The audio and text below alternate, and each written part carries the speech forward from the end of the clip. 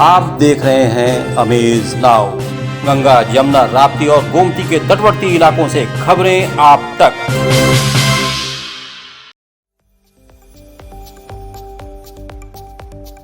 Ashmita hospital multi speciality centre, Geeta Vatika road, Gorakhpur. प्रसूति स्त्री infertility रोग विभाग, नवजात शिशु बाल रोग विभाग, हड्डी एवं जोड़ रोग विभाग, जनरल एवं लैप्रोस्कोपी सर्जरी विभाग, गंभीर एवं अति गंभीर रोगी विभाग, विशेषज्ञ चिकित्सक द्वारा इमरजेंसी सेवा 24 घंटे उपलब्ध। कम खर्च में बेहतर इलाज ही हमारी पहचान है। अपॉइंटमेंट हेतु संपर्क करें 9838463555। आधुनिक सुविधाओं से सुसज्जित OT, emergency, ICU ward, NICU ward, general और प्राइवेट वार्ड उपलब्ध।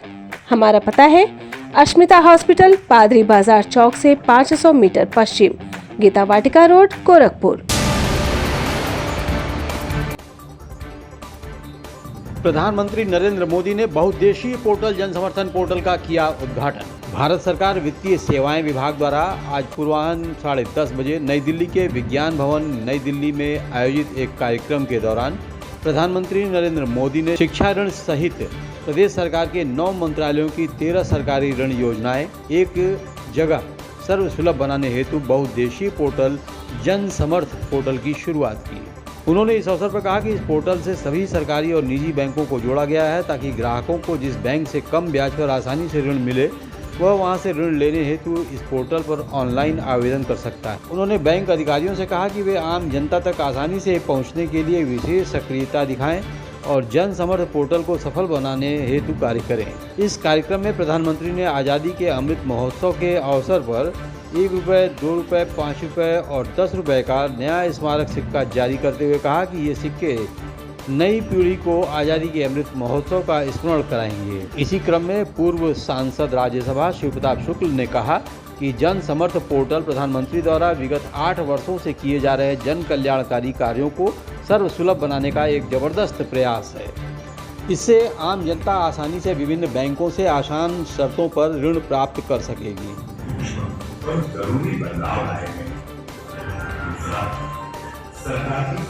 प्रधानमंत्री श्री नरेंद्र मोदी जी ने आज एक जन समर्थ ऐप जारी किया है, जो समझिए वित्तीय इनोवेशन की दृष्टि से बहुत महत्वपूर्ण है।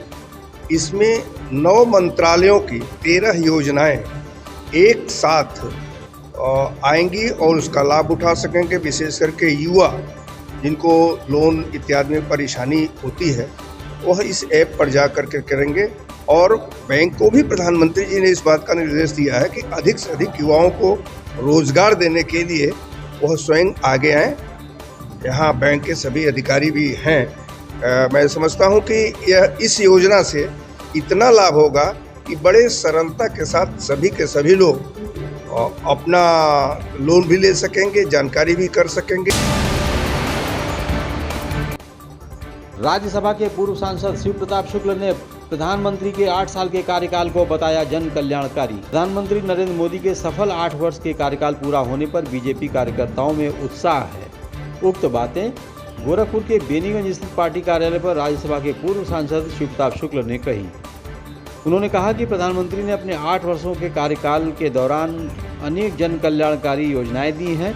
किसानों को जन धन योजना, आवास योजना सहित कई योजनाओं का लाभ जरूरतमंदों को मिला है। उन्होंने कहा कि कोरोना काल में भी प्रधानमंत्री जी के प्रयास से देश सुरक्षित रहा। प्रधानमंत्री श्री नरेंद्र मोदी जी ने अपने शासनकाल के 8 वर्ष पूरे किए हैं और इन 8 वर्षों में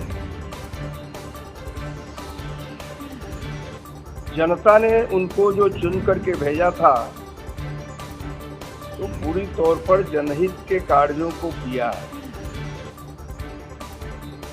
और उसी जनहित के कार्यों को बताने के लिए आप सभी लोगों के समक्ष हम उपस्थित हैं।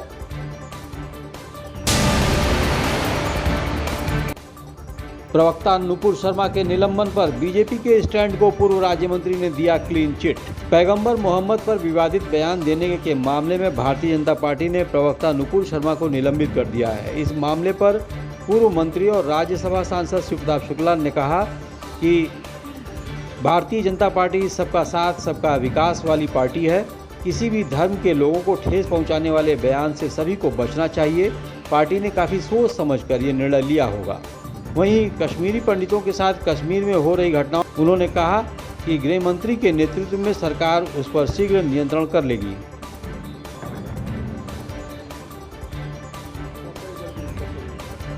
अब देखिए, इस पर केंद्रीय नेतृत्व निश्चित ही विचार करके अपना निर्णय लिया है और मैं समझता हूं कि दोनों बातें होनी चाहिए। किसी को भी उकसाने का काम नहीं होना चाहिए और चैनल्स पर जिस प्रकार से उकसाने की बात हो जाती है, धर्म सभी का बराबर है और उस पर किसी प्रकार की टिप्पणी हमको नहीं करनी चाहिए। प्रधानमंत्री ने सबका साथ सबका विकास और सबका विश्वास इस बात को कहा है, तो इसी आधार पर कहा है कि समग्र भारत को हम लेकर के चलेंगे, लेकिन हम ये मान करके चलते हैं कि केंद्रीय नेतृत्व पर विचार कर रहा है, विचार करके जो भी कार्रवाई होगी वो करें। मौजूदा समय में जम्मू कश्मीर में 90 के दशक वाली स्थिति पर आम पार्टी ने जताया आक्रोश। आम आदमी पार्टी गोरखपुर ने महानगर के शास्त्री चौराहे पर केंद्र सरकार के खिलाफ जमकर नारेबाजी की। इस मौके पर केंद्र सरकार पर निशाना साधते हुए आम आदमी पार्टी ने कहा कि 90 के दशक में जम्मू कश्मीर में कश्मीरी पंडितों को उनके घरों, दफ्तरों और सड़कों पर निशाना बनाया जा रहा था, उन्हें मारा जा रहा था, उनकी हत्याएं हो रही थी। इधर जम्मू कश्मीर में विगत 1 महीने से वही हालात हैं। इस समय दहशत के माहौल में सभी रोजी रोजगार और व्यापार छोड़ने को मजबूर हो चुके हैं। इसलिए आम आदमी पार्टी मांग करती है कि आतंकियों के खिलाफ सख्त कार्रवाई करने के निर्देश जारी किए, जिससे कश्मीरी पंडितों को पलायन न करना पड़े।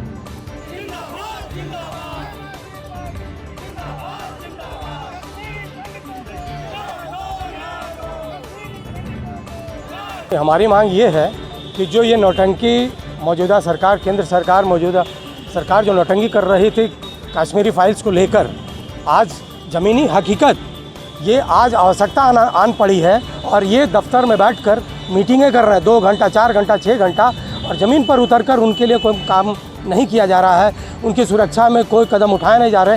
तो हमारी माननीय प्रधानमंत्री जी से मांग है कि वो कुछ ठोस कार्रवाई करें, जो दिखाई दे, उनकी सुरक्षा में उतरें, क्या वो काम कर रहे हैं वो दर्शाएं, और वहाँ पे जो कश्मीरी पंडित हैं उनको ये सुरक्षा का बोध कराएं कि हम पूरे भारतवासी एक हैं और उनके साथ खड़े हैं।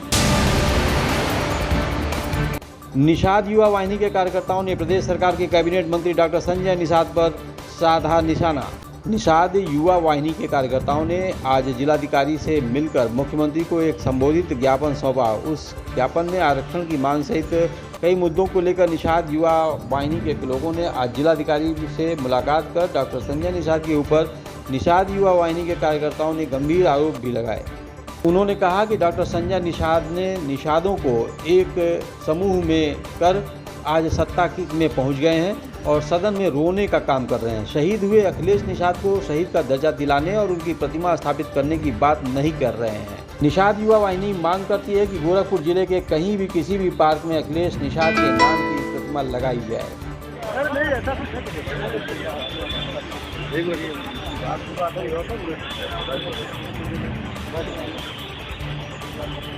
संगठन है संजय निषाद जैसे नेताओं को आईना दिखाने के लिए ही बना है, क्योंकि इन्होंने निषादों के साथ छल किया और निषादों को आरक्षण का लोक लुभावना मुद्दा और वादा करके स्वयं जो है सत्ता से लाभान्वित हो रहे हैं और कहीं न कहीं आरक्षण का मुद्दा शेष आ गया। उसको जागृत करने के लिए निषाद युवा वाहिनी आई। कसरवल कांड के 7 साल पूरे हो गए हैं, उसी कसरवल कांड से संजय निषाद आज हीरो हो गए हैं, सरकार में मंत्री बन गए। आपको क्या लगता है उसकी वजह से निषादों को क्या फ़ायदा मिला? नहीं, कसरवल कांड से निषादों को फ़ायदा तो कुछ नहीं मिला, लेकिन हमारे जो आज मांग पत्र हमने जिलाधिकारी महोदय के माध्यम से माननीय मुख्यमंत्री महोदय को प्रेषित किया है, उसमें हमने कसरवल कांड जो हुआ था, कसरवल कांड में जो शहीद अखिलेश की हत्या हुई थी, अखिलेश जिस तरह से शहीद हुए थे, उनको किन्हीं किनारों से जो मारने वाले व्यक्ति हैं आज भी बाहर हैं, और निर्दोष निषादों के ऊपर 302 का मुकदमा दर्ज है। मैंने अपने ज्ञापन पत्र में सर्वल कांड की सीबीआई जांच कराए जाने की मांग माननीय मुख्यमंत्री महोदय से की है। गोरखपुर के वार्ड नंबर 67 शेखपुर के कई घरों के लोग बिजली विभाग की लापरवाही के विरोध में उतरे। गोरखपुर के वार्ड नंबर 67 शेखपुर के कई घरों के लोग सालों महीनों से दहशत में जीने को मजबूर हैं। कारण है लोगों के घरों से सटे बिजली के खंभे और घरों से सटकर निकाले गए बिजली के तार, जिस कारण कभी भी दुर्घटना हो सकती है। लोगों का कहना है कि बिजली के तार कई जगहों पर कट गए हैं, जिसके कारण घर में करंट उतरने का खतरा बना रहता है। उन्होंने कहा कि बारिश के समय लोहे के खिड़कियों दरवाजों में करंट उतर जाता है, हमेशा डर बना रहता है। बार बार शिकायतों के बाद भी कुछ नहीं होना।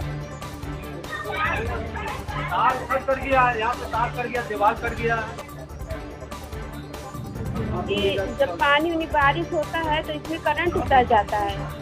यहाँ तक कि जगह दरवाजा हम लोग खोलते हैं तो उसमें करंट आता है, पूरा झंझना जाता है हम लोग का शरीर एकदम। इसके लिए कितनी बार ऊपर खिड़की है, खिड़की में भी पूरा एकदम सटा हुआ है, इसी में से सट के गए। कितनी बार इसके लिए कहा गया, लेकिन कोई इसका वो ही नहीं कर रहा है, निवारण नहीं हो रहा है कि हाँ इसके घर में अब कोई बात हो जाए, कोई परेशानी हो जाए तब कोई आएगा झाँकने।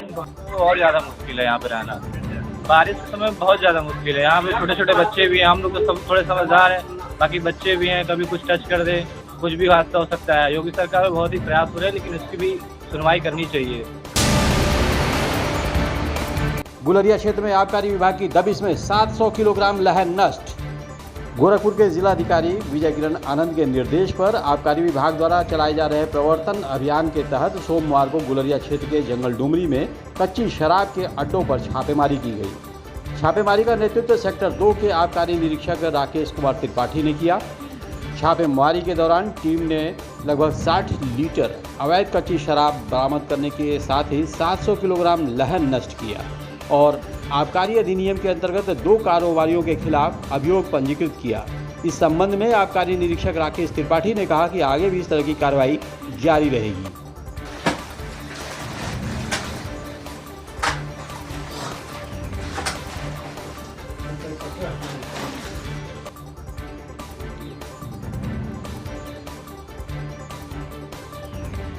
जनपद गोरखपुर में आबकारी विभाग द्वारा लगातार प्रवर्तन कार्रवाई की जा रही है। उसी के क्रम में आज की भी कार्रवाई हुई है। आज हम लोग थाना गुलरिया के अंतर्गत जंगल डुमरी नंबर 1 में दबिश की कार्रवाई किए हैं। तो 60 लीटर अवैध कच्ची शराब बरामद किया गया है। लगभग 700 किलोग्राम के आसपास वाहन जो है नष्ट किया गया है।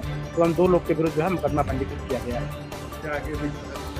जी हाँ, लगातार जो है अवैध शराब के विरुद्ध जहाँ भी हम लोग को शिकायत मिलेगी और हम लोग अपने स्तर से पता करा रहे हैं, जहाँ पे भी अवैध शराब के संबंध में सूचना मिलेगी वहाँ पर प्रभावी कार्रवाई की जाएगी।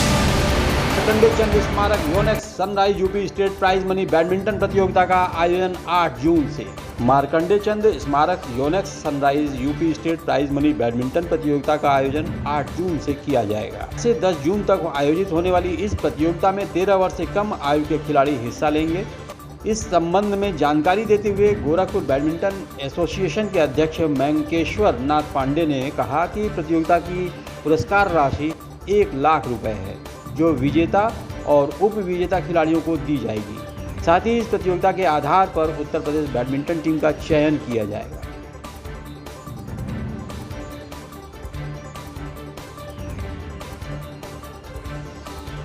ये गोरखपुर बैडमिंटन संघ के द्वारा अंडर 13 जो शुरुआत होती है बच्चों की बैडमिंटन खेलने की, उनकी यूपी स्टेट प्रतियोगिता बैडमिंटन की 8 से 10 जून को आयोजित हो रही है।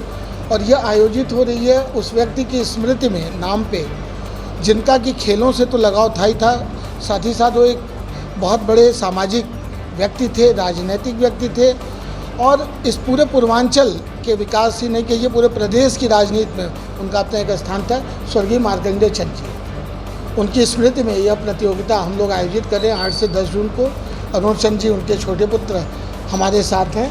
राजेश श्रीवास्तव जी हमारे बैडमिंटन संघ के सचिव गोरखपुर के, वो मेरे साथ हैं। आयन खान जी ऑर्गेनाइजिंग सेक्रेटरी के रूप में हैं। तो यह प्रतियोगिता पूरे प्रदेश के बच्चे इसमें प्रतिभाग करेंगे अंडर 13 के। और यह 11th अकेडमी जो धर्मपुर में है, वहाँ पे 4 कोर्ट है, वहाँ पे ये आयोजित होगी। राजस्व विभाग उत्तर प्रदेश की अध्यक्षता में गोरखपुर के मंडलायुक्त सभागार में वीडियो कॉन्फ्रेंसिंग द्वारा समीक्षा बैठक का आयोजन। राजस्व परिषद उत्तर प्रदेश की अध्यक्षता में गोरखपुर के मंडलायुक्त सभागार में वीडियो कॉन्फ्रेंसिंग द्वारा समीक्षा बैठक का आयोजन किया गया, जिसमें भारत सरकार के स्वामित्व योजना के अंतर्गत घरौनी की तैयारी संबंधित कार्य की समीक्षा की गई। मुख्यतः अवशेष ग्रामों का ड्रोन सर्वे पूर्ण करने और अन्य प्रगति की समीक्षा की गई और अन्य बिंदुओं पर चर्चा भी हुई।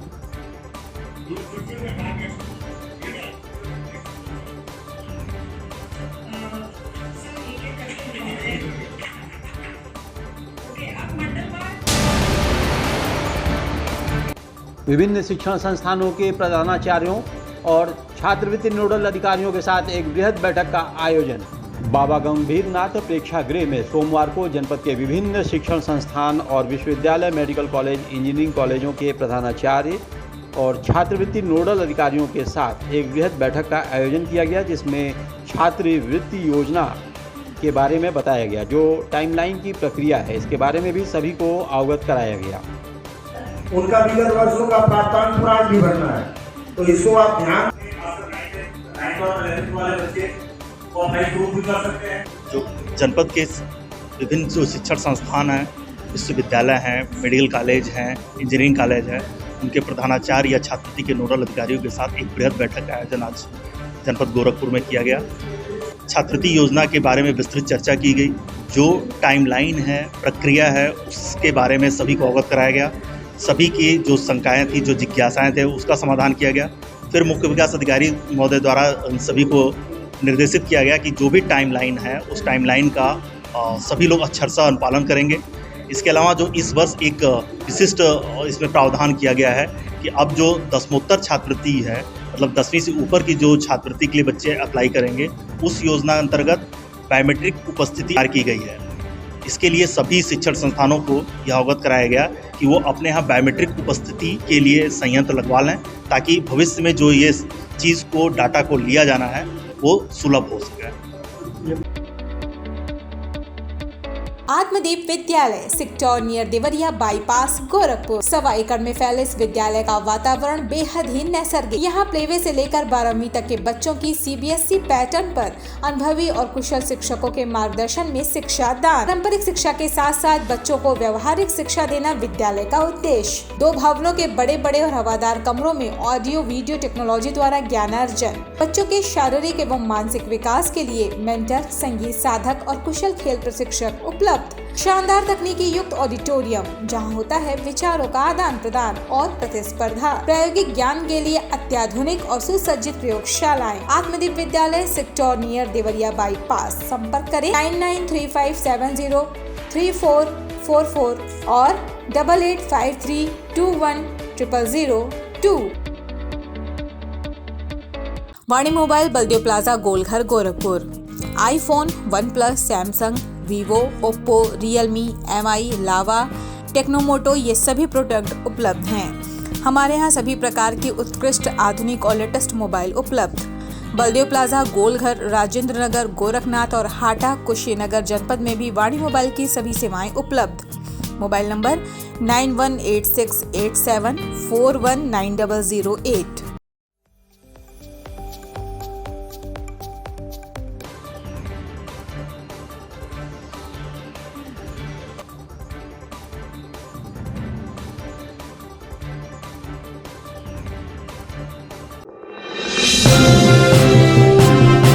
आप देख रहे हैं अमेज नाउ। गंगा, यमुना, राप्ती और गोमती के तटवर्ती इलाकों से खबरें आप तक।